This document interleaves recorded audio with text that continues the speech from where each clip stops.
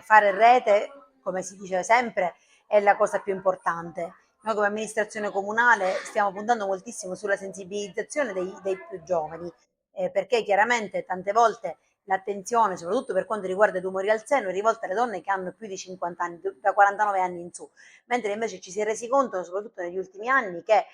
purtroppo questa malattia colpisce molto spesso donne più giovani e quindi sensibilizzare proprio alla prevenzione è la cosa più importante e quindi ci stiamo muovendo in questo senso. Fare rete, come dicevo, è fondamentale perché da soli non ce la possiamo fare e quindi io colgo questa occasione per ringraziare tutte le associazioni, le fondazioni, ma soprattutto i volontari e i medici che con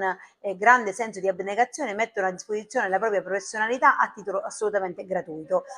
Chiaramente l'obiettivo è quello di garantire anche alle fasce più deboli e quindi a coloro che non hanno una disponibilità economica per poter prevenire e nemmeno per curarsi, poter garantire il diritto alla salute. Questo è il più grande obiettivo che questa amministrazione sta cercando di percorrere e tutti insieme sono sicura che ce la faremo.